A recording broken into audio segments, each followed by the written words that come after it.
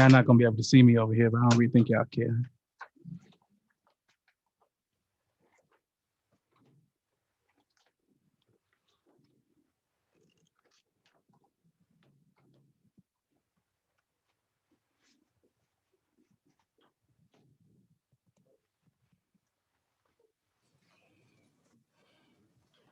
Show all my notes, why don't you? Show all my notes, why don't you?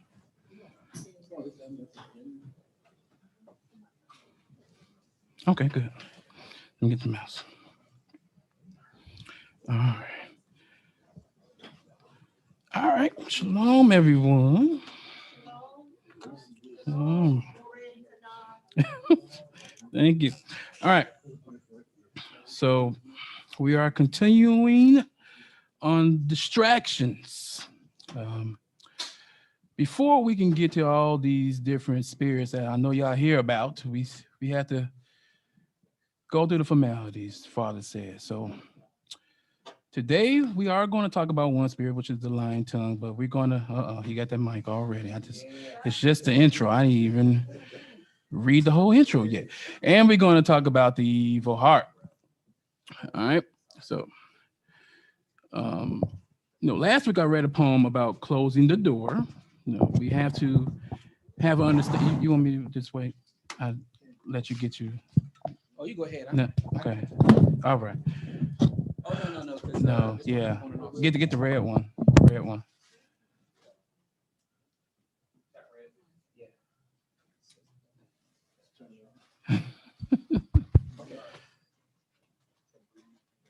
Yeah. All right.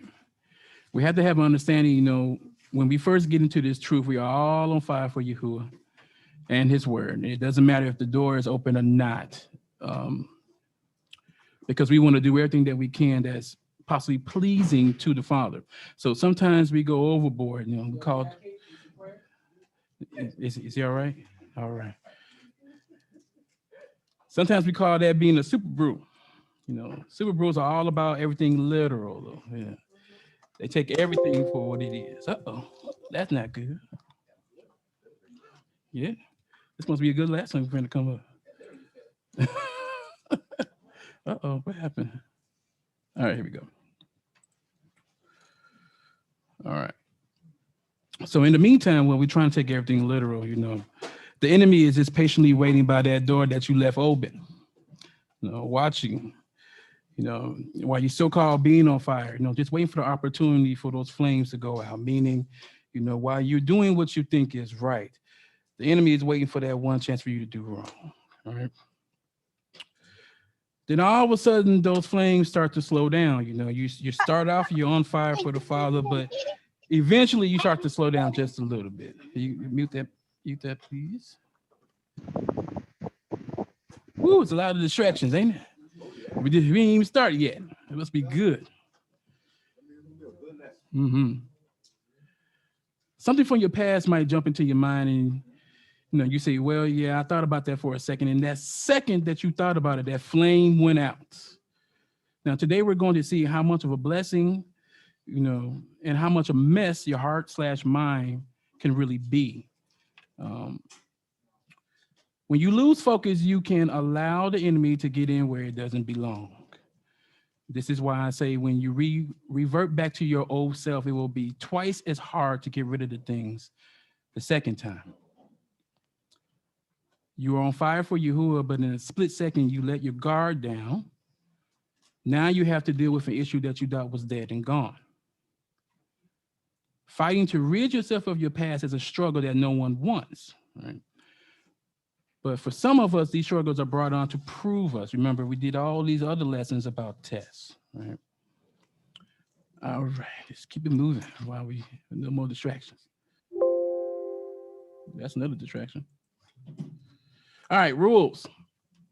Please keep your mic muted except when asking or answering a question.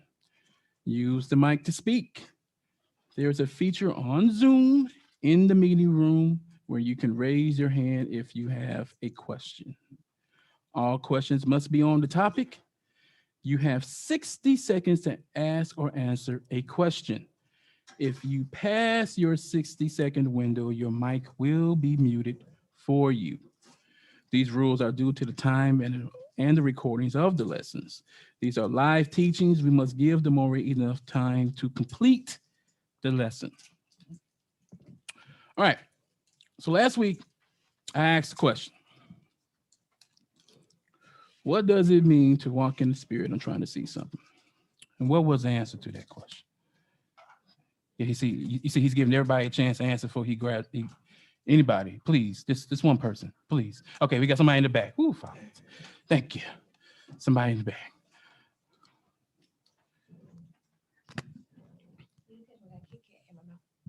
Mm-hmm. Moreh. I remember there was a couple of answers yesterday. It said, Is the mic on? keeping the commandments and walking in obedience. Shalom, shalom, Miss Picard. There you go. Okay. So I remember Yes, we were saying that it was keeping the commandments and being obedient. Mm-hmm. Anybody else? Okay, it was more or less like that, right? But I threw this out there. I'm gonna start with a little bit of review. All right.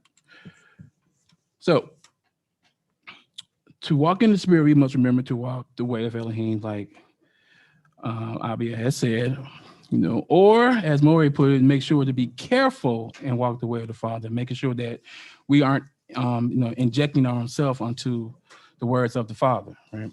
So Ezekiel 11:19-20, and I will give them one heart and a new spirit of Ruach. I will put within them. I will remove the heart of stone from their flesh and give them a heart of flesh, that they may walk in my statutes and keep my rules and obey them. Right. We had Genesis 17:1-2. When Abram was 99 years old, Yahuah appeared to Abram and said to him, I am El Almighty. Walk before me and be blameless, or tamim, which is integrity. Have integrity, that I may make my covenant between me and you and may multiply you greatly. This is all the stuff from last week that I skipped on. Yeah. Psalms 112:1. Blessed is the man who fears Yahuah, who greatly delights in his commandments. Right. Psalms 128:1. Blessed is everyone who fears Yahuah, who walks in his ways. And last but not least, Psalms 119:1. Blessed are those whose way is blameless, who walk in the law of Yahuah. All right. Uh-oh. You're going to have distractions all over the place today, baby. All right. Ezekiel 36:25-27. Therefore, say to the house of Israel, thus says Yahuah Elohim, is it not for your sake, O house of Israel, that I am about to act, but for the sake of my set apart name, which you have profaned among the nations to which you came? And I said last week, remember we did that lesson on make Yahuah's name great again, right? And I will vindicate the holiness and set apartness of my great name, which has been profaned among the nations, and which you have profaned among them. And the nations will know that I am Yahuah, declares Yahuah Elohim, when through you I vindicate my set apartness before their eyes. I will take you from the nations and gather you from all the countries and bring you into your own land. I will sprinkle clean water on you, and you shall be clean from all your uncleanness, and from all your idols I will cleanse you. And I will give you a new heart and a new spirit I will put within you, and I will remove the heart of stone from your flesh and give you a heart of flesh. And I will put my spirit within you and cause you to walk in my statutes and be careful to obey my rules. All right. So this is where we're going to start today. All right. Now, usually we want to operate under certain spirits of ruachs, right, that we ask for all the time. Let's look at Isaiah 11:2. It should be familiar for some people. And the spirit of Yahuah shall rest upon him, the spirit of wisdom and understanding, the spirit of counsel and might, the spirit of knowledge and the fear or the reverence of Yahuah. So if you read the subsequent verses, this is talking about the branch, right? We all know who the branch is, right? And no?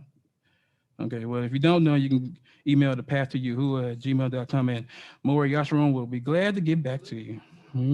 He's very quick to answer, you know. So with this, the branch, there will be wisdom and understanding. There will be counsel and might, and all of this, the all too important. There will be knowledge, which is coupled with the fear or the reverence of Yahuah. So I want to focus on wisdom for a moment, right? And you see why. But understand that the quality possessed by a person who is perceptive about people and about situations has an insight into them, whether from experience or intuition. A person with wisdom will exercise good judgment. Wisdom also includes knowledge of facts. So here we go. Wisdom. From the worldly perspective, we have the quality of having experience, knowledge, and good judgment. The quality of being wise. For example, listen to his words of wisdom. Now, the Hebrew, chokmah, is the H2451. And it just means wisdom in a good sense, skillful wisdom, wisely or wit. Right? All right, so the Greek word for wisdom is the G3809. All right, it's padia. It's tutorage, i.e. education or training, by implication, disciplinary correction, chastening, chastisement, or instruction, or something to be nurtured. All right.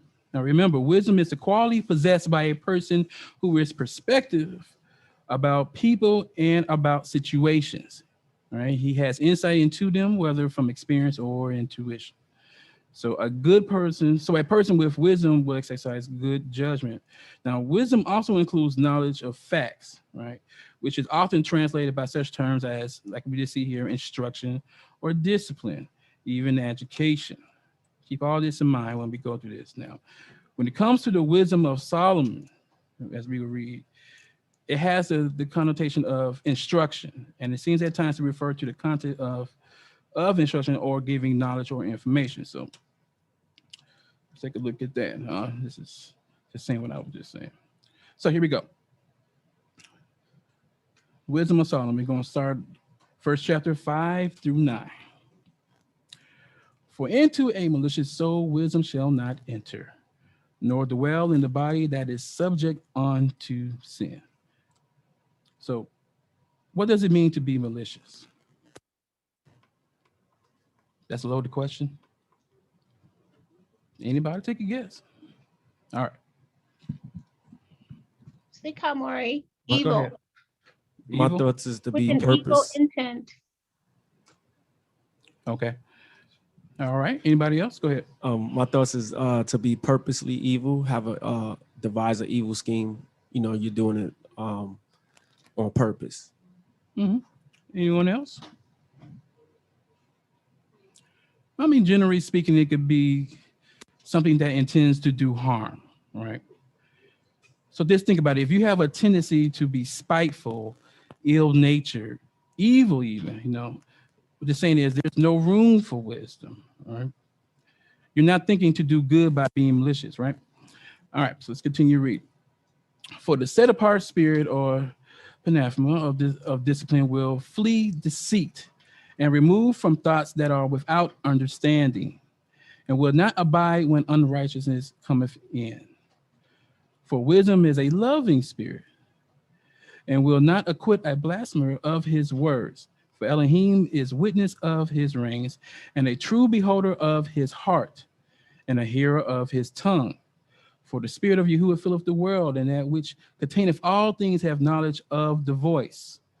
Therefore he that speaketh unrighteous things cannot be hid, neither shall vengeance when it is punisheth pass by him. For inquisition shall be made unto the counsels of the ungodly, and the sound of his words shall come unto Yahuah for the manifestations of his wicked deeds. All right. So when you pray for wisdom, like we all do, when you get it and apply it to your life, you will see just how the Father is going to work in your life, right?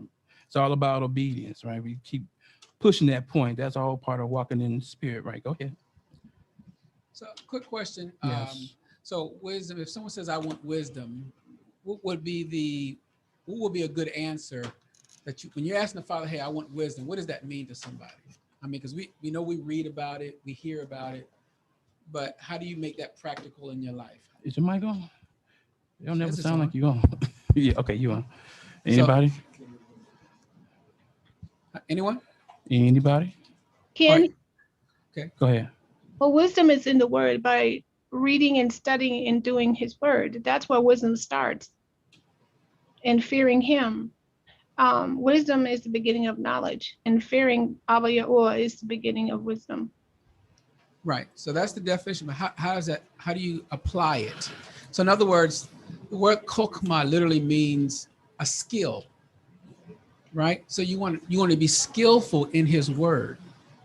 So in other words, that's the verb of it is something that you want to actually like as now I was sharing. It's the beginning of wisdom, beginning of knowledge and fear. Okay. But then you got to say, well, in order for me to understand that, I need to have skill in that. You know what I mean? I need to learn how to apply it in my life. Then I can say, hey, I'm operating in the wisdom. Does anyone understand that? Okay. All right. There's a hand up. See right here where it says use to train a person in the way that is right.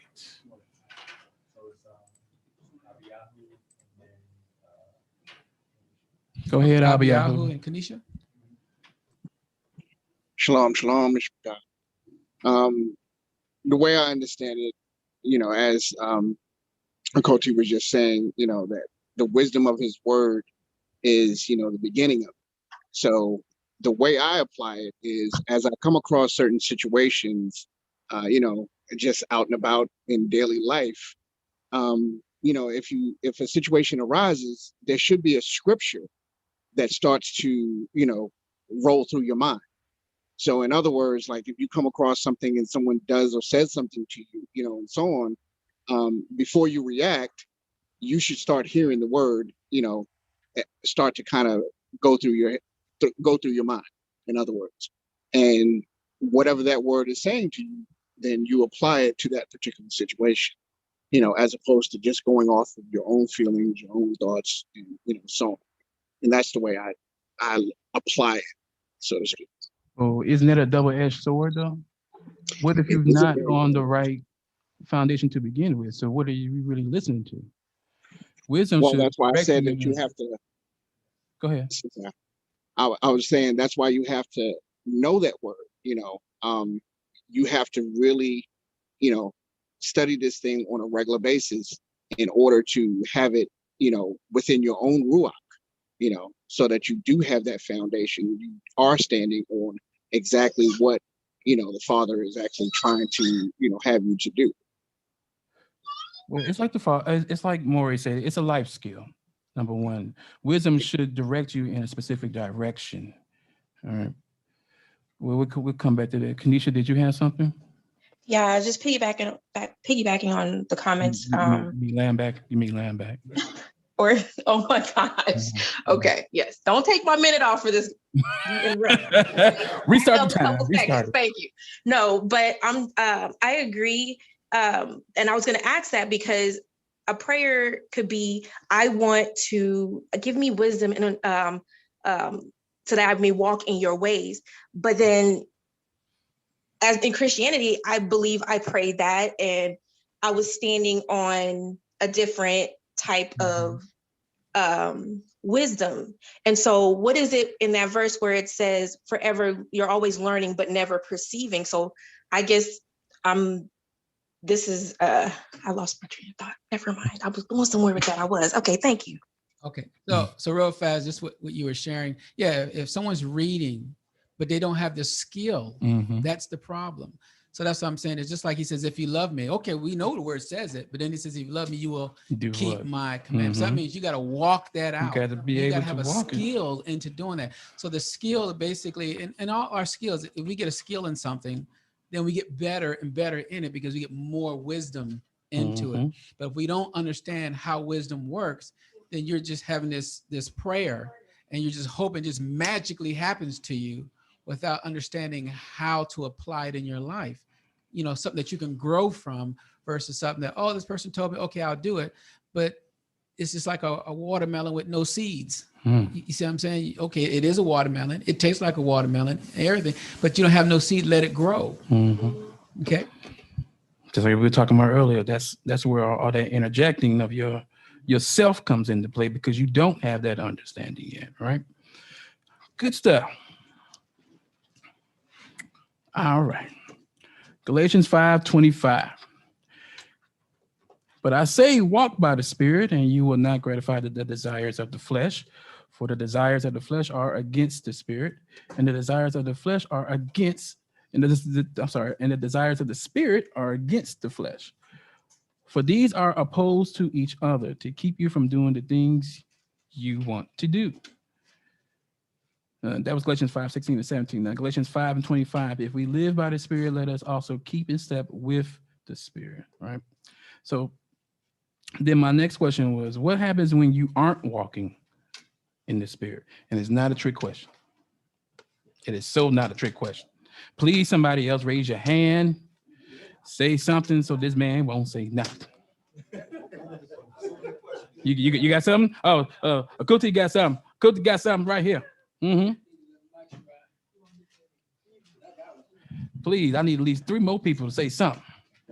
If you're not operating in the Ruach, you're operating in your flesh. The flesh is taking over. So you're going to do according to... The question was, what happens when you aren't walking in the Spirit? The flesh is taking charge of your action. Kanisha, go first, and then about from my understanding, you're never not walking by His Spirit. So if it's not by His Spirit, it's of another. Oh yeah, if it's not His Spirit, it'd be something else. Gotcha. I would say, if you're not walking in His Spirit, then you're doing what's right in your own eyes. So there you go. Yeah. Okay, so Imogen was gonna say that. Okay. Yeah. Okay. All right. Okay, Yeah. I say. No, go ahead. Go ahead. I was gonna say Ephesians chapter 4, verse 14. Ephesians chapter 4, verse 14. You want me to read it, or go ahead? That we henceforth be no more children tossed to and fro and carried about with every wind of doctrine by the sleight of men and cunning craftiness whereby they lie and wait to deceive. So, to me personally, if a person you say it. Okay. Me personally, if that is walking contrary to the Ruach, then they're gonna be tossed and fro with anybody doctrine or whatnot, or the philosophies of this world. Good one. All right. Who was on? Nadamana.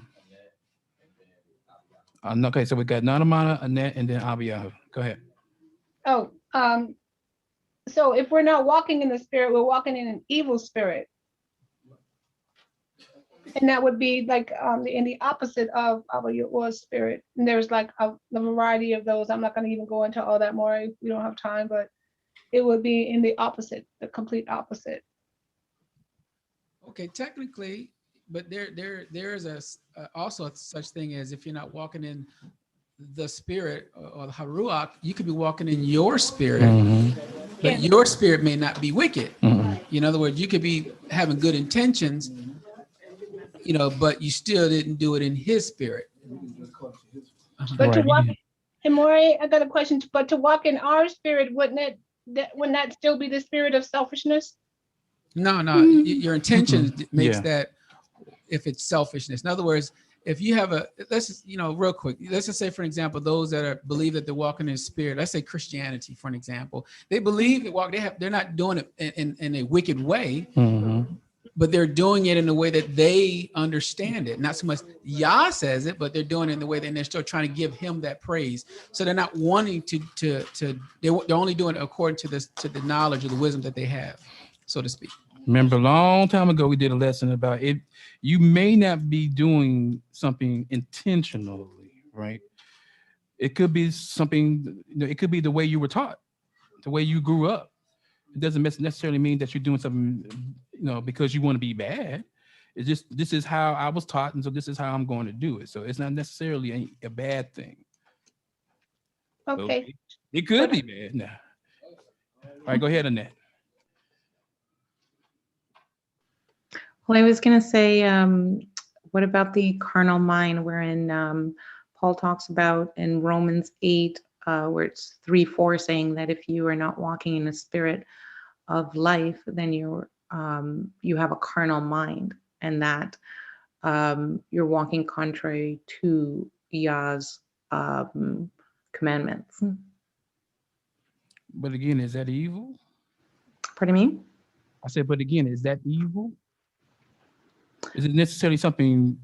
Is it necessarily? Well, in John 1:3, he said about 3:4. Sorry, he said about sin is when we do not do the commandments. So would it fall into the same thing as what Paul is talking about, where if we're not walking with the Spirit, then we have that carnal mind because we're doing our own thing. And to do our own thing, then because we're not following the commandments, it's Right. sinful. Right. So I think what we're trying to home in on realistically is there is a thing where if you walk into in your own way in a negative, then sure, that's true. But if you're walking in something, but you haven't received the Spirit yet, but your desires to walk in and you believe that you're doing something, that doesn't make it evil. Hey, you got some more? You got something? Pila. Yahuah got one? No, go ahead. No, I just had an example. Like, you remember the story in Acts where Shaul comes up upon some believers, and they were immersed under Yochanan's immersion, and he begins to tell them about Yahushua, and they're like, "Well, we haven't even heard of this baptism or immersion in the Ruach HaKodesh," and then he ended up immersing them, and then they being filled. But they was walking according to something that they had been taught, was not necessarily evil or wicked. It was just wasn't according to what the Ruach was doing, the work that he was doing through Yahushua at that time, and they didn't hear about it yet. So is Abiyahu not? Oh, go ahead, Abiyahu. Shalom. Yeah. And I now understand, where you all are going with it. But I did want to kind of just point out what, of course, Torah is pointing out in Leviticus or Wayikra 26, 23, and 24. And he says, if you are not instructed by me by these, but walk contrary to me, then I also walk contrary to you, and I myself will strike you 7 times for your sins. So, I mean, I think that's even something where, even if you don't realize that you're kind of doing something that's going against the Father, and you think that you're doing it right, there is still going to be some level of, punishment. It may not be as severe as if you, consciously did it. But, there's still going to be something that, is going to come from it, that the Father will administer to you. All right. So one thing I think we need to understand is that when the Father is saying that these people had already agreed to do something, and he's giving you these instructions based on what you agreed upon. So when you don't do this, here's your punishment. Remember, you got to remember, this is like I said, think of the Father as a father would be to a child. He's giving you instructions for your own life, and you say, okay, I will do them. Then you don't do them. Well, then there's consequences on that. All right. So we need to distinguish from what we agreed to do versus what we don't know something yet. All right. So that's where the difference between it being evil and it's this going off based on what you were told and what you grew up knowing. But here is an example, just in case you did do it and you knew what you weren't supposed to do it. Okay. Ezekiel 20, 18 and 21. And I said to their children in the wilderness, do not walk in the statutes of your fathers, nor keep their rules, nor defile yourselves with their idols.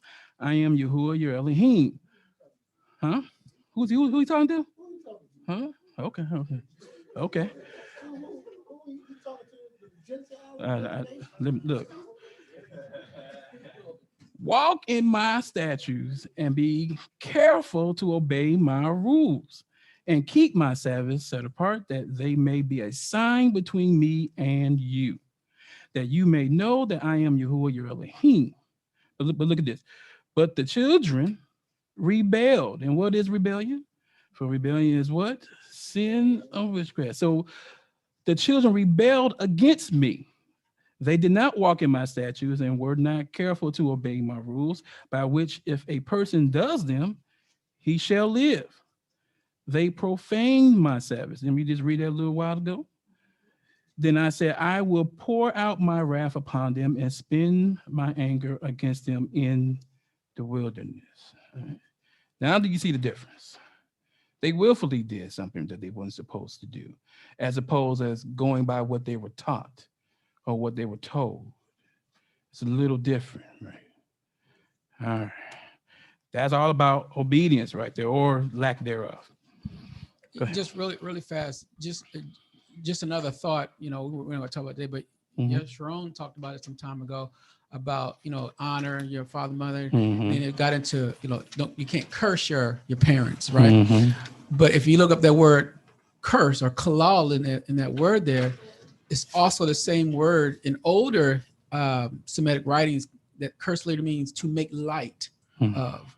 So when you make your parent light of what your parents do or say, or their instructions, that's just like cursing. It's just as bad. Yeah. So you make light of it. That means you still do it, but you're making light of it.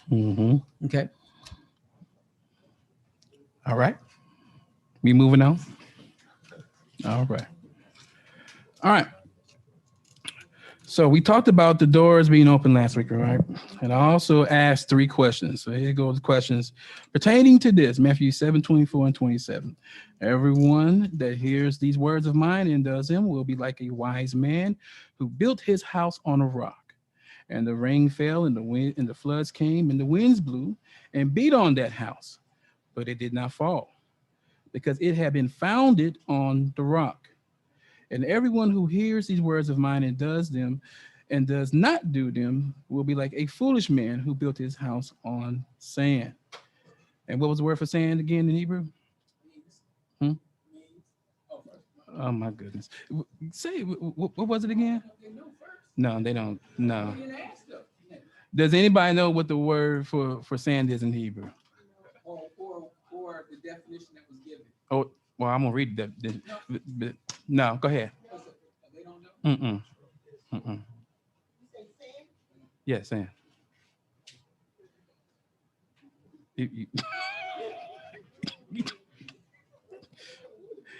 We waiting on you. Yeah. Hole. Yeah. Hole. Don't spit on everybody now. And the rain fell, and the floods came, and the winds blew and beat against that house, and it fell, and great was the fall of it. Now, these 3 questions were pertaining to that passage, and Moreh Chanan alluded to the fact that if your house is built on perversion and or fear, it's not of the Father, right? So with that being said, first question I asked, when we talk about different winds coming in and blowing and beating on the house, in what ways does this affect us now? Keeping in mind, we are talking about things that aren't built upon the Father's word. How does that affect us now? Please do not all speak at once. I sure can. When we talk about different winds coming in and blowing and beating on the house, in what ways does this affect us now? And I'm saying, keep in mind that we are talking about things that aren't built upon the Father's words. I'm thinking that if you're not building it on the right substance, or like you say, we building it on sand, anything could sway you back and forth. There you go. Anything can cause confusion for you. So you're not Okay, you're not doing your best, and it's going to cause you trouble down the line. Mm-hmm. So that's my take on it. Give it to the Yahuah back there.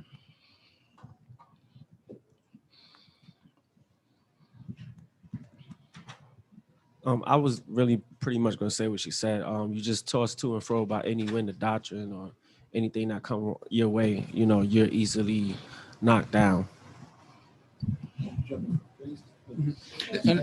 Another definition of the word for to beat is something that's rushed upon you. Mm-hmm.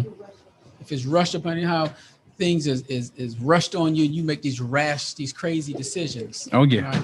So if it's beating on you because someone is pressuring you, Mm-hmm. you know, or rushed upon your house, and it's considered beating on your house because you feel like you got to answer. You feel like you're in this mode, and you don't humble yourself or relax.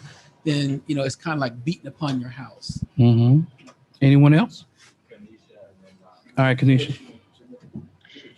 What it does also is it tears down everything. The wind tears down everything that you've in tearing down everything that you've built on sand.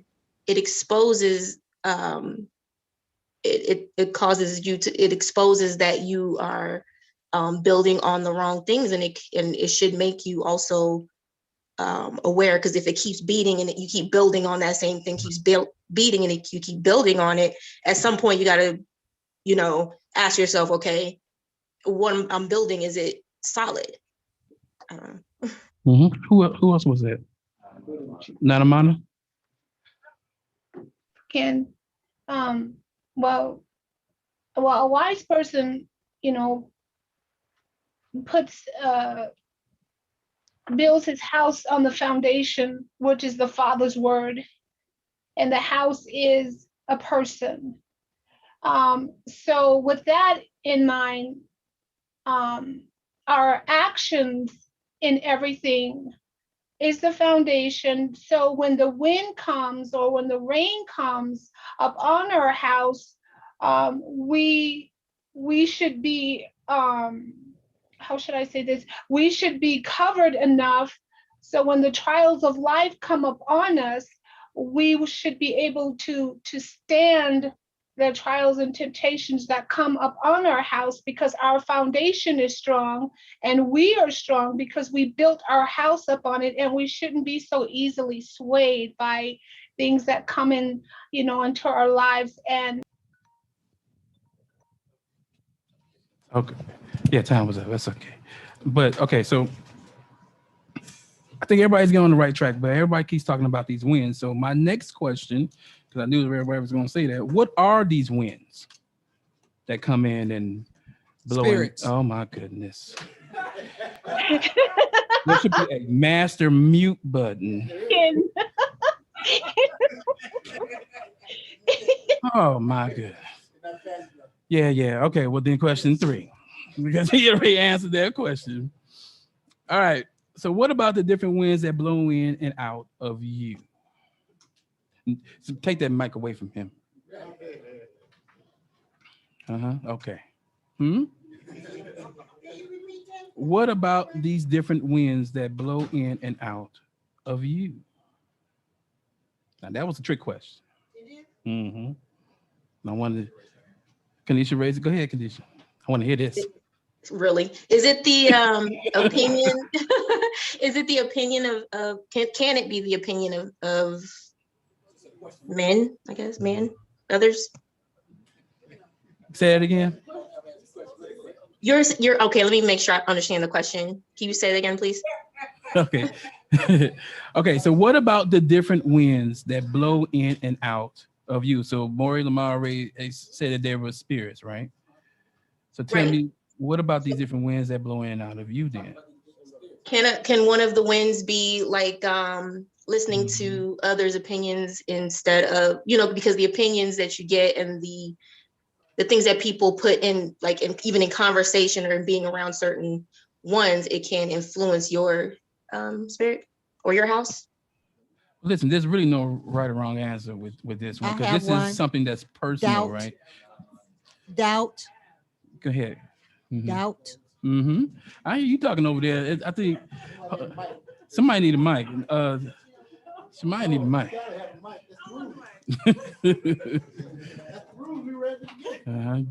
Well, as I'm thinking about the questions, I'm thinking about, are you sealed?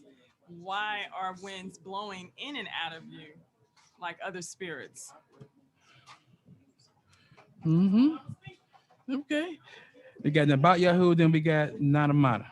So it just, to me, is like she said, like being unstable, allowing just different things, different spirits to go in and out, because you're really not founded, you're not stable, you're not established. So these different spirits is going, coming in and out. You one way this minute, the next minute you doing this, now you're doing this, you're just getting into so many different things, or even could be eaten from so many different tables because you're not really founded on, or established on his word, on the rock.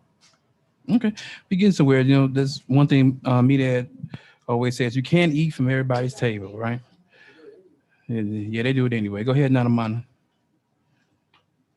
Ken Moreh, so when you're not solid and you don't have a strong foundation in the Father, and you are eating from different types of tables, there's the ruach, or the spirit of jealousy, lying, perversion, heaviness, of fear, all seducing ruachs or spirits. All these types could come from a person. Yeah, I mean, that's why I said this is personal, because it varies for different people, because different people come into this truth on different levels. Who, Dela Cruz? Go ahead, Dela Cruz. Yeah, the sister before just mentioned what I was going to say. I was just speaking about the spirit of fear. It says that the Most High hasn't given us the spirit of fear, and then there are some other spirits like the spirit of jealousy, anger, the spirit of lust. Those spirits that if you're not spirit filled with the Ruach HaKodesh, then other spirits can come inside. If you understand what I'm saying. It's gonna be different for everybody now. It's gonna be different for everybody because everybody allows something different in to do. Go ahead. Uh-oh. Oh. Whoa. Yeah, there you If go. you're not in the Father Ruach, then you dealing with the other spirits. Yeah. Constantly. Mhm. If you're not walking in his spirit, you're going to be dealing with all the other ones. That whole to and fro thing, right? Now, we are many. Go back to what Moreh Lamar had just said about being brash, right? Think about it. Sometimes we panic and we make those brash decisions, right? And things start to happen that we can't explain. This is on the negative side, right? All right. Bad things can happen.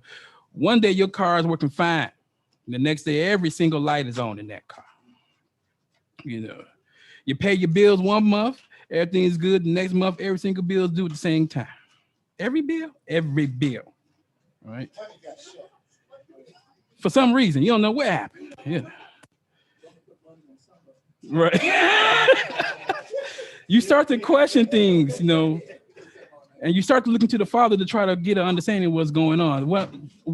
The reason why I ask these questions, because we're going to start talking about the heart and the lying spirit, right? But I just want you to see how when you start to do these things that go against the Father, when you're not walking in that spirit, it starts to have a trickle down effect, right? Remember, we talked about that door being open. Well, now you done left that door wide open because your focus is not there, right? All right. So that was 3 questions, but everybody's going to be different. Everybody's going to have a different story when it comes to this truth and what they allow in and what they don't. Right? We want to focus on the bad stuff. The heart and the mind, right? All right. Now, before we go any further, I want to talk about the heart only because the heart is the basis for things good or bad. We as a people tend to lead with our hearts in most of our decision-making processes, right? The Bible treats the heart as the seat of a person's emotions, passions, and thoughts. It's the central living, thinking, feeling essence of a person. It is the H3820. You might want to, what is it? Well, anybody hear you though? Can somebody, huh?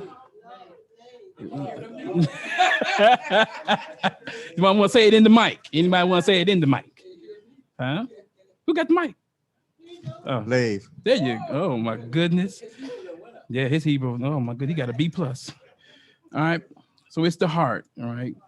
Very widely for the feelings, right? The will and even the intellect. Likewise for the center of everything.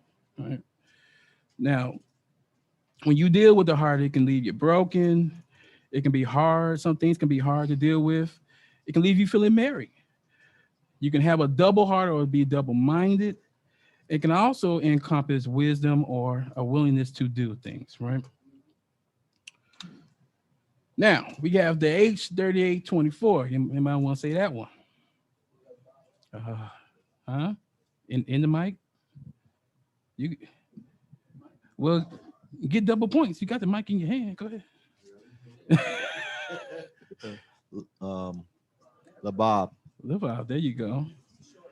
Mm-hmm. That's the prime root right there. It's the heart, the mind. It means self or inner person. Now you want to go down here. It says the inner person generally as a seat of emotions, desires, or the will. Right. So, all right. Now we've talked about the inner man versus the outer man all the time. Right? I make it a staple to talk about it. But this is why the comparison of the two are so important. The heart may be the inner person in contrast with the outer, which is the physical person, which is indicated by what? What can be indicated by? This, all of this. Somebody say it. The flesh. All right. All right, Psalm 73:26. My flesh and my heart may fail, but Elohim is the strength or the refuge of my heart and my portion forever, right? So let's look at that definition again, right? It is the heart, it's the mind, it's the self, the inner person. The inner person generally as a seat of emotions, desires, or the will. So here you have David who knew what his desire was, which was to be to do the will of the Father, right? That was in him. That's what the inner man was all about. And that's where we should try to be. Now, the Greek word for the inside is the G2080. Anybody want to give that a try? That might be a little difficult. Oh my. Yes, yes. It's the SO. Yes, yes. So it's the inside, the inward. Huh? It means the inside or the inner. All right. 2 Corinthians 4:16. So we do not lose heart, though our outer self is wasting away. Our inner self is being renewed day by day. Ephesians 3:16, that according to the riches of his glory or his esteem, he may grant you to be strengthened with power through his spirit in your inner being. All right. Are we all with me so far? It's gone somewhere. Taking a little while, but it's getting there. All right. Romans 7:21-25. So I find it to be a law that when I want to do right, evil lies close at hand. The law of sin and death is always in your members since your youth. What does that mean? It's always been there, right? Oh, somebody want to say it in the mic? Yeah. I heard two people talking. Somebody got to say it. Huh? I think Kadar got to hear you. He driving. He want to hear what you said. Yeah. Sure. Yeah. Huh? Oh, my goodness. You're born in sin and shaped in iniquity. What happened? All right. You say born in sin and shaken in iniquity. Okay. For I delight in the law of Elohim in my inner being, but I see in my members another law waging war against the law of my mind and making me captive to the law of sin that dwells in my members. Wretched man that I am, who will deliver me from this body of death? Thanks be to Elohim through Yahushua Mashiach, our sovereign. So then I myself do what? Serve the law of Elohim with my mind. But with my flesh, what does he do? He served the law of sin. So again, the heart may be the inner person in contrast with the outer. And what did we say the outer was? It was the flesh, right? So both fights are inside the mind, right? Doing good versus evil, right? It's that whole angel on the left shoulder and the devil on the right shoulder type thing. Go ahead, Nabai. Quick question. She said, born in sin and shaped in iniquity. I just wanted to get some clarity on what exactly does that mean? You the one said it, right? He asking you. He wanted to ask the person who said it. From the very beginning, I knew you. I'll write about it next week. Mm-hmm. We'll let the Moreh say that. Go ahead. Go ahead and say that. From the time of conception, because of the fall, because we were expelled from the garden, we are born in sin. Did I do right?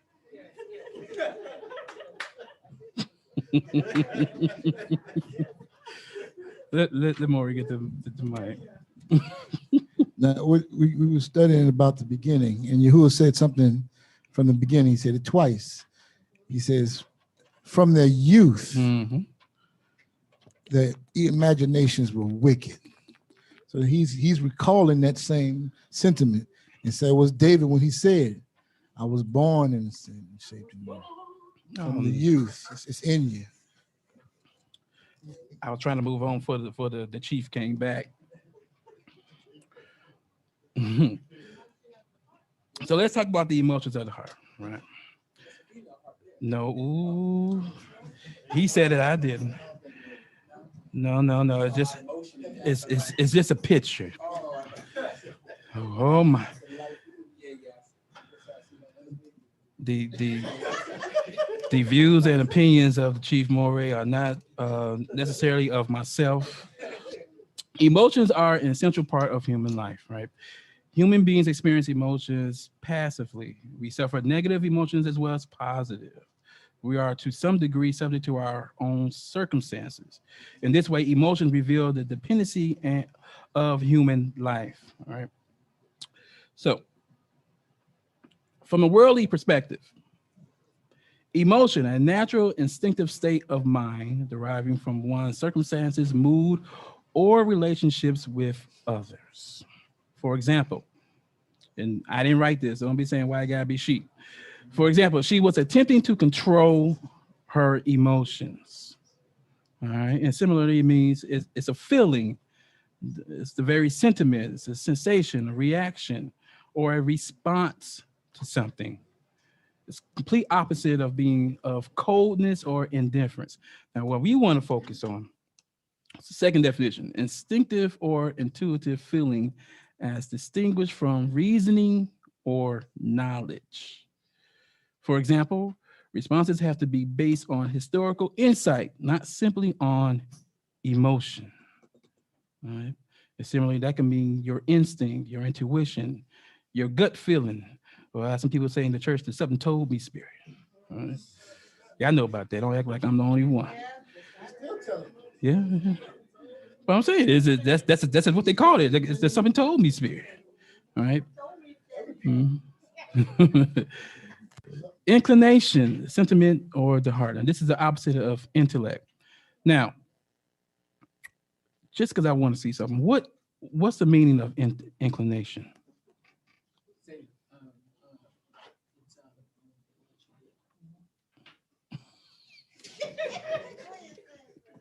Anybody? Huh? Moreh, what was the question? What is inclination? What's the definition of inclination? I think it's like, isn't that the person's like a natural like urge to act on like a feeling in a certain way or something? Okay. Anybody else? All right, Malachi. Can you have the hand up? Okay. All right, so from the Webster's point of view, a tendency to particularly expect, state, character, or action. Okay. And Kenesha? Kenesha. Sorry, our netzer, which is pretty much whatever everyone just said, pretty much. Okay. I'm just saying something. Yeah, it's a person's natural tendency or urge to act or feel in a particular way. right? A disposition or a propensity. For example, John was a scientist by training and inclination. Right? And similarly, it's the tendency, the leaning, or the predisposition, or the weakness, or that ever so changing desire that we always have, right? And all of that is the opposite of aversion or disinclination, right? Mhm. It's a tendency to lead by your emotions, by your desires, right? You have a tendency to lead with something. Hmm? Yeah. I, Would that be equivalent to what? Oh, I forgot to raise my hand. it's equivalent to being petty. I'm so sorry. Would that be equivalent to what Eve did in the garden? Like she followed the inclinations of her own desire. Well, I don't think her desire was to do something until she was told. So I don't really know. I don't really see how that was really her, because she was kind of led. Well, she was led that way. She was led that way. So yeah. Mm-hmm. Right. So yeah. Anyway, you are right. All right. Exodus 4:14. Then the anger. Okay, so the title right here: emotions of the heart may be glad. All right. So then the anger of Yahuah was kindled against Moses, and he said, "Is there not Aharon, your brother, the Levite? I know that he can speak well. Behold, he is coming out to meet you, and when he sees you, he will be glad in his heart." So I got a lot of questions today. What is a Hebrew word for glad?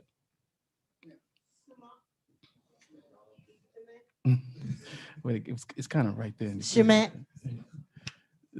You said what? No, that's you. I'm talking about you. What'd you say? Yes, it's a It's a H8055. It's smeach. Prime root, to brighten up, i.e., figuratively be or be gleesome, right? Or be merry. Right? It's one to see you knew. Now, I want everybody to remember that second definition. Well, no, this is the first definition of emotions again, okay? A natural instinctive state of mind deriving from one's circumstances, mood, or relationships with others, all right? That's synthetic, all right? So let's keep that in mind as we go over some other verses, all right? Acts 2:26. Therefore, my heart was glad and my tongue rejoiced. My flesh also will dwell in hope. All right? Judges 18:20. And the priest's heart was glad.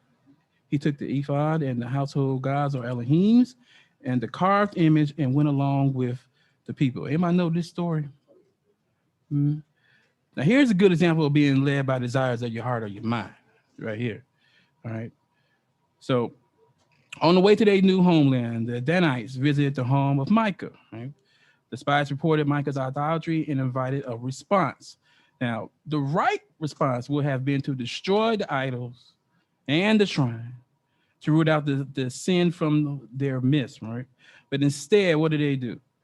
They were supported by hundreds of men in armed weapons of war. The spies went into the house and took the carved image, the ephod, and the household idols. All right.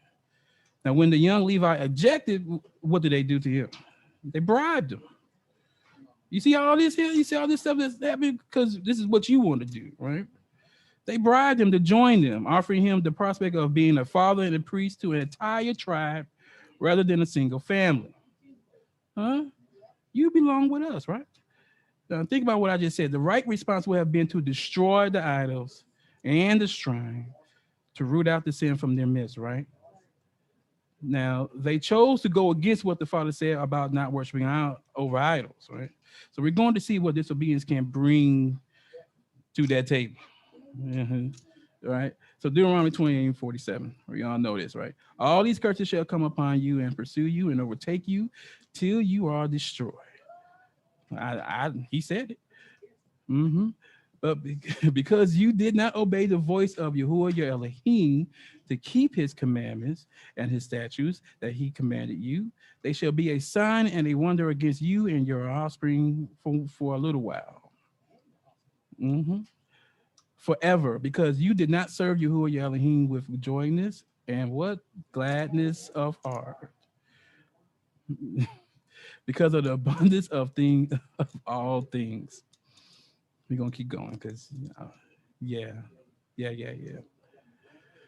We are supposed to delight in the will of the Father. Psalms 125:4. Do good, O Yahuah, to those who are good, and to those who are upright in their hearts. All right. I was going to ask that, but I'll figure out what. Okay. So the H3477 is Yashar. It means to be straight, right? To be just, to be meet. And figuratively, what is right, what ought to be done, that which is just and meet, right? Question.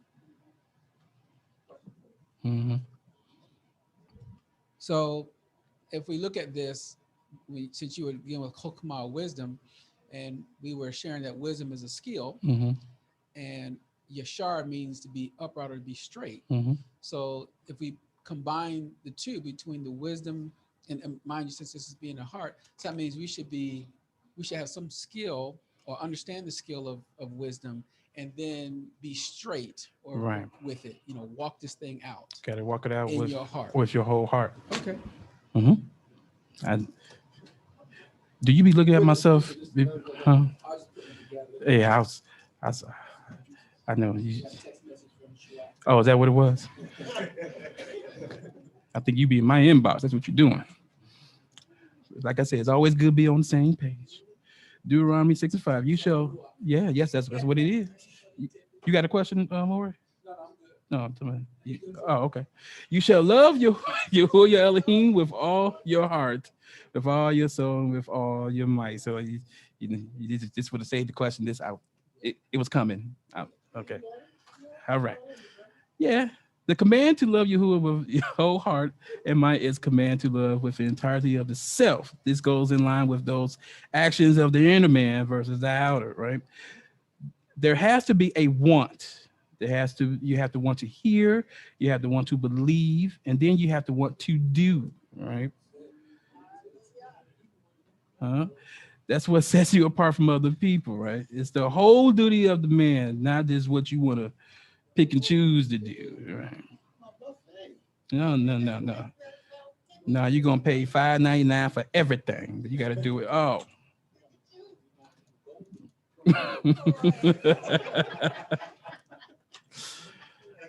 Deuteronomy 11:13. And if you will indeed obey my commandments that I command you today, to love Yahuah your Elohim and to serve him with all your heart and with all your soul. What does it mean to serve? Whenever we got this stuff in yellow and red, I'm asking a question. To humble yourself to someone. Okay. And then now that's a loaded question now. You can do a whole lesson on that. Anybody else? I'm gonna give you the generic version. Got a couple of them, right? It's age 5647. Who wants to say that? I heard somebody say. Abba. Okay. It's the prime root, right? To work in any sense, to serve, to till. Look at that. It's to worship, right? To worship a deity conceived of as serving a deity, which in this case would be who?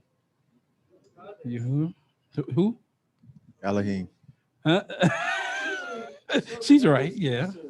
But when it comes to the actual deity, who are we talking? You talking about you? You're right. Yeah. We have to talk about somebody specific now. We ain't talking about all of them out there.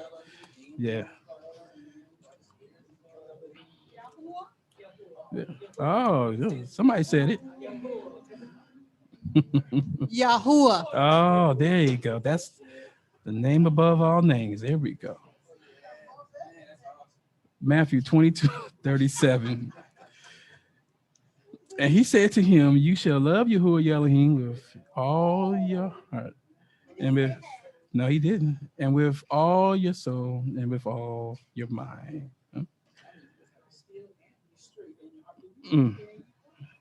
Talking about them skills. Mark 12:30. And you shall love Yahuah your Elohim with all your heart, with all your soul, and with all your mind, and with all your strength. In the Greek, the G2588, we might want to say that. It says right there, that third line. What that third line say? Cardia. Cardia. It's not a Kardashian. There ain't no Kardashians up in this lesson. The thoughts or feelings of the mind, right? So that's the thing for the mind in the Greek. All right. So for the heart in Greek, they might want to look at that one. D-I-O-I. Diola. It's incorporating deep thought, right? And imaginations of the mind and understanding, right? All right. We getting there. All right, so all that was then. We talked about the good and the bad when it comes to emotions. Now we need to talk about the heart, right? The heart is deceitful and wicked, right? It is the most deceitful, most corrupted, most evil thing this side of the Mississippi. All right. Jeremiah 17:9. We're gonna do 7. We're gonna do 9 and 10. Uh-oh. Are you going to be talking about the different chambers in the heart, how that works spiritually? No. No. Listen, okay. Didn't we say that people come to the truth on different levels? Didn't we say that? Okay. Yeah. My goodness. I did have vessel in there though. Yeah. Yeah, that should have been the first. Might need to revisit that. The heart is deceitful above all things and desperately sick. Who can understand it? Right? And 10, I, Yahuah, search the heart and test the mind to give every man according to his ways, according to the fruit of his deeds. Right? So, the Hebrew word for mind, it's a H3629. It's to kill Yah. Right? Now, keep in mind, they corresponded, different body parts with the emotions and the heart because it turned into something physical, right? There was a physical pain when it was negative. It was a positive, whatever, when, it was something good. So that's why they did all this with different body parts. So right here we have the kidney, right? As an essential organ.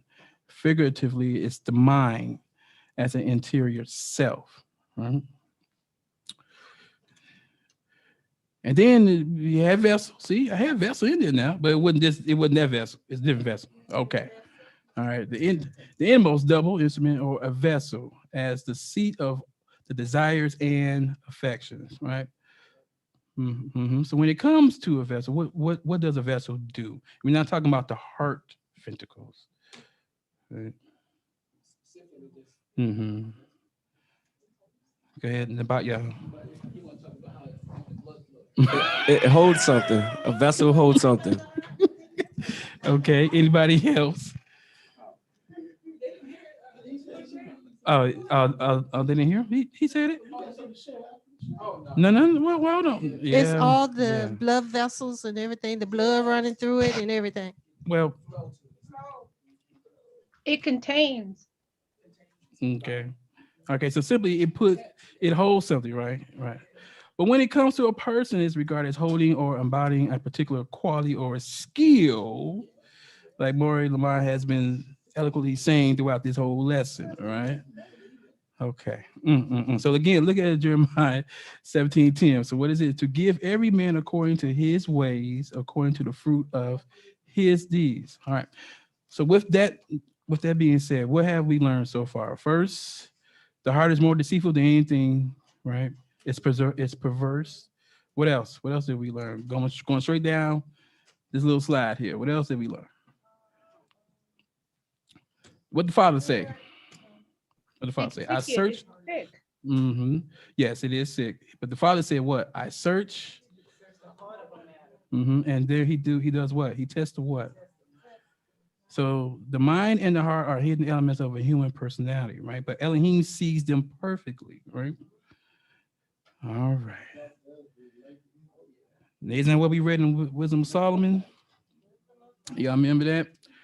For inquisition shall be made into the counsels of the ungodly, and the sound of his word shall come unto Yahuah for the manifestation of his wicked deeds, right? So there's nowhere to hide, right? The Father will pull that wickedness up to the surface, right? This is one example of the importance of not interjecting your own thoughts when it comes to the Father's word, right? All right. Now we're starting to get interesting here. Now we're going to go to Hebrews 3:12-19. Take care, brothers, lest there be any of you an evil, unbelieving heart, leading you to fall away from the living Elohim. But exhort one another every day, as long as it is called today, that none of you may be hardened by the deceitfulness of sin. For we have come to share in Mashiach, if indeed we hold our original confidence firm to the end. As it says, today, if you hear his word, do not harden your heart as in the rebellion. And what did we say what rebellion was? The sin of witchcraft, right? For who were those who heard and yet rebelled? Was it not all of those who left Egypt of Mizraim, led by Moses or Moshe? And with whom was he provoked for 40 years? Was it not with those who sinned, whose bodies fell in the wilderness? And to whom did he swear that they would not enter his rest, but to those who were disobedient? So we see that they were unable to enter because of unbelief. All right. Speed this up just a little bit. So when it comes to unbelief, as far as the world is concerned, what do we have there? Apostasy. Right? It's the abandonment or the renunciation of a religious or political belief. Now, similarly, it means renunciation of belief, the abandonment of the belief. But there you see it says faithlessness. Or you could be disloyal, right? If you agree to something and then you renege on it, right?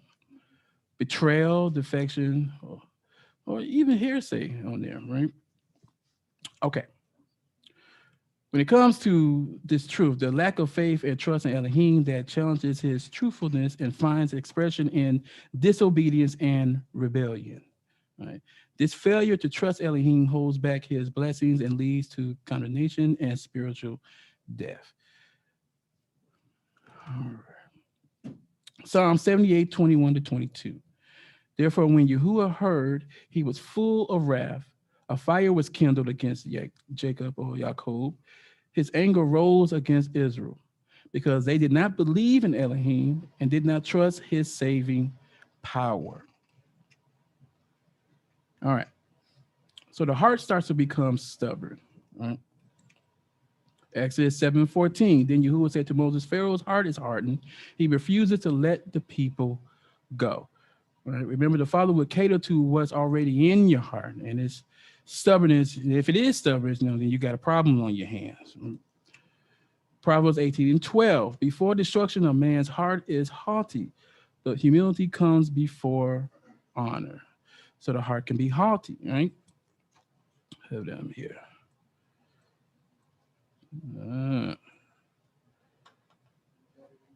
From there, the heart turns away. Deuteronomy 30:17. But if your heart turns away and you will not hear, but are drawn away to worship other Elohims and serve them. And just like Deuteronomy 30:17 says, the heart starts to go after idols. Ezekiel 20:16, because they rejected my rules and did not walk in my statutes and profaned my Sabbaths, for their heart went after their idols. All of this is the perfect storm for this, for a spirit that is evil and unclean. All right. A spiritual being under the authority of Yahuah who carries out the more negative aspects of his will. All right. So an evil spirit can create enmity between a ruler, which we see could be Amalek, and the citizens of Shechem. Judges 9 and 23. And Elohim sent an evil spirit between Amalek and the leaders of Shechem, and the leaders of Shechem dealt treacherously with Amalek. And later we could see how it increased Shaul's suspicion of Dawood.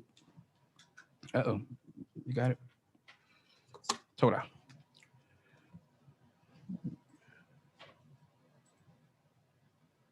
First Samuel 18, 10 and 11. The next day, a harmful spirit or ruach from Elohim rushed upon Shaul, and he raved within his house while Dawood or David was playing his lyre, as he did day by day.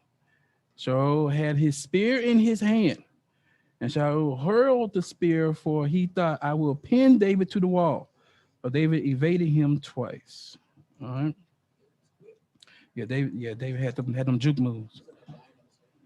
Oh my goodness. The opinions expressed by the chief Moreh are not my own. Okay, so as we can see, Yahuah can send in these spirits to deal out judgment as well, right? We will get into these different spirits and what they can do in our next couple of lessons. But a quick demonstration on how Yahuah can send bad or evil spirits to whomever and however he wants, all right? So we're going to talk about lying spirit just briefly right now. We'll go back into it next week. All right. 1 Kings 22, 13 and 23, starting at, ain't nobody going to ask that. Starting at verse 13. Micaiah prophesies against Ahab, all right? And the messenger who went to summon Micaiah said to him, behold, the words of the prophets with one accord are favorable to the king. Let your word be like the word of one of them, and speak favorably. But Micaiah said, as Yahuah lives, what Yahuah says to me, that I will speak. And when he had come to the king said to him, Micaiah, shall we go to Ramoth of Gilead to battle, or shall we refrain? And he answered him, go up and triumph. Yahuah will give it into the hand of the king. But the king said to him, how many times shall I make you swear that you speak to me nothing but the truth in the name of Yahuah? And he said, I saw all Israel scattered on the mountains as sheep that have no shepherd. And Yahuah said, these have no master. Let each return to his home in peace. And the king of Israel said to Jehoshaphat, did I not tell you that he would not prophesy good concerning me, but evil? Micaiah said, therefore, hear the word of Yahuah. I saw Yahuah sitting on his throne, and all the hosts of heaven, Shamayim, standing beside him on his right hand and on his left. He had a little meeting.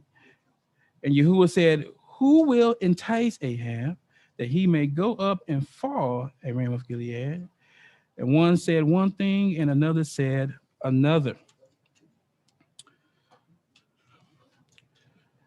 Then a spirit of Ruach came forward and stood before Yahuah, saying, I will entice him. And Yahuah said to him, by what means? And he said, I will go out and will be a what? A lying spirit in the mouth of all his prophets. Don't none of that stuff happen today, do it? So that spirit is all over the place. Okay, I'm just seeing. No, I'm just saying. Hey, look. And God said, okay. And he said, you are to entice him, and you shall succeed. Go out and do so. Now, therefore, behold, Yahuah has put a lying spirit in the mouth of all these your prophets. Yahuah has declared disaster for you. You already know I'm about to ask, what does it mean to entice?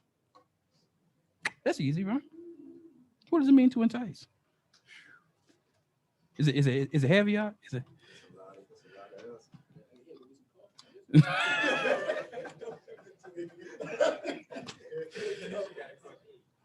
Go ahead, Kanisha.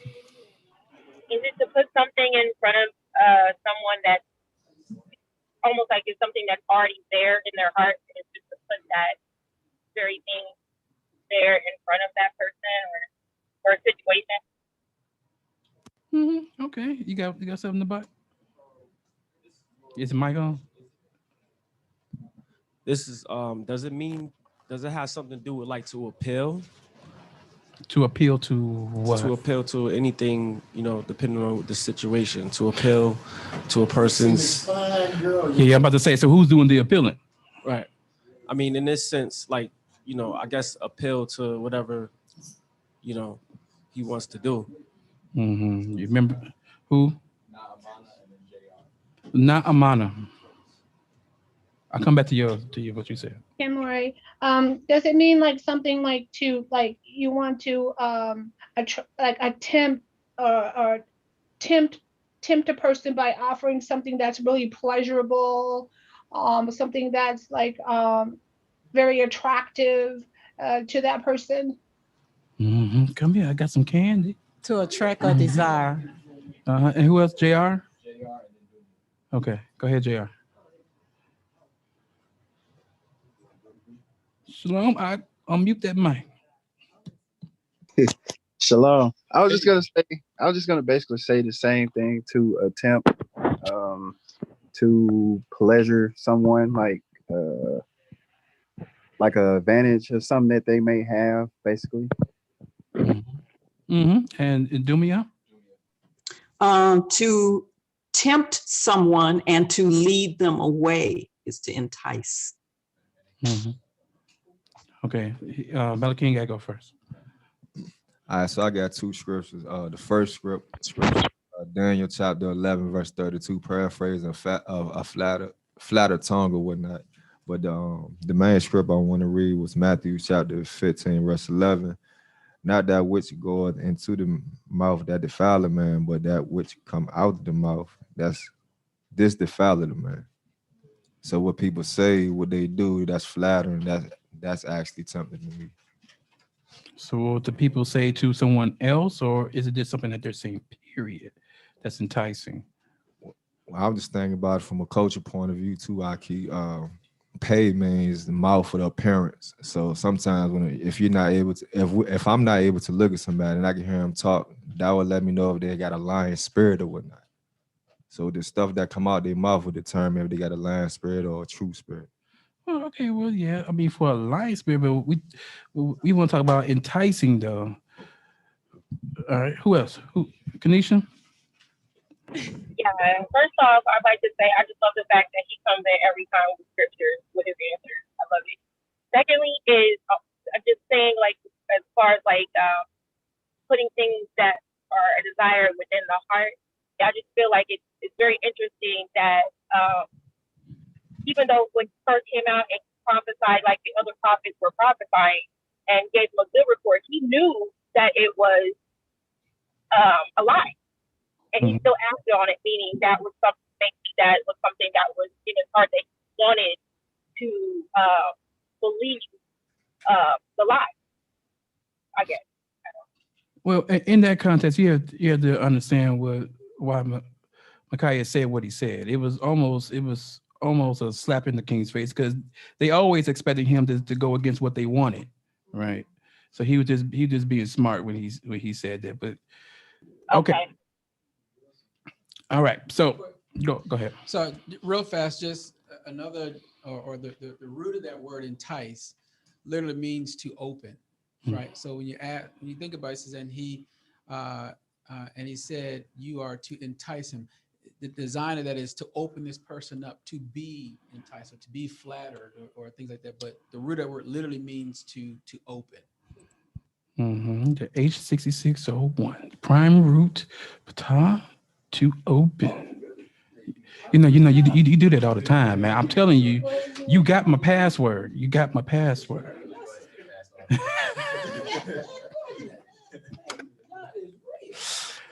Oh my goodness. And it includes everything that you all were saying in there, It's to allure, to deceive, enlarge, to flatter, to persuade, Now it also includes something, is for the inexperienced, to fool oneself, to be naive, to be open to deception. Hold on, where my pointer at? Put my pointer back up there. To be open to deception, right? Yeah. I was about to sing it too. Let oneself be full, be made a fool of, right? All right. Let's keep it moving. All right. So we're going to get to more of this last week.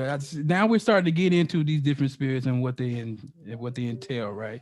But we had to go down the whole list of how these things come about and how these things are going to come about in you, right? All right. There's some stuff here and then we'll be done. Deuteronomy 11:16. Take care, lest your heart be deceived and you turn aside and serve other Elohims and worship them. Job 31:27. And my heart has been secretly enticed and my mouth has kissed my hand. And Ezekiel 14:9-11. If the prophet is deceived and speaks a word, I, Yahuah, have deceived that prophet, and I will stretch out my hand against him and will destroy him from the midst of my people Israel. And they shall bear their punishment. The punishment of the prophet and the punishment of the inquirer shall be alike, that the house of Israel may no more go astray from me, nor defile themselves anymore with all their transgressions. And what is transgressions? What is transgression? Y'all gotta know that. It's Transgression of the law. okay. But they may be my people, and I may be their Elohim, declares Yahuah Elohim. Go ahead, Moreh, Yashron got something to say. Right here. So it says that, and they shall bear their punishment. The punishment of the prophet and the punishment of the inquirer shall be alike. So if I'm seeking a prophet to lie to me, if you want him to give you the answer that you want, and we're gonna get the same punishment. You're gonna get the same thing. Now you see why Micaiah was being so smart with the king, right? Y'all gonna go out there and you're gonna win like you always do. Right? Yeah, Joseph, you know he lying, right? You know he lying. All right. Any questions, comments, concerns pertaining to the lesson? Sliha. Mm-hmm. I know I do this every time. I wait to the last, but I wanted to go back to Ezekiel 20:18-21.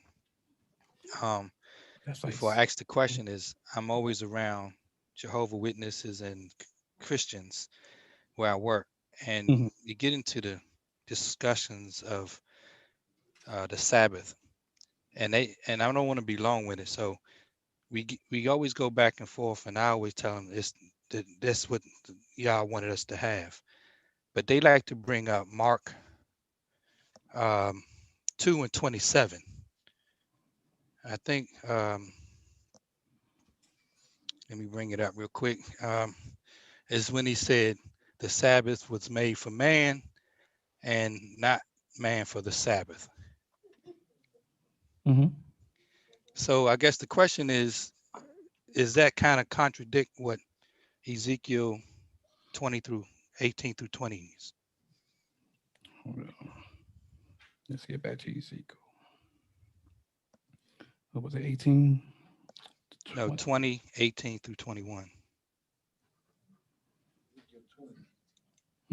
Oh, 2018, okay.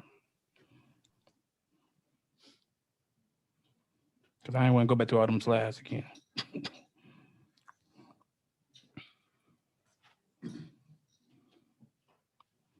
Now, what was your question again? I can make sure I'm saying the right thing. What about Ezekiel 18:20? Are you asking, is it contradictory to Mark?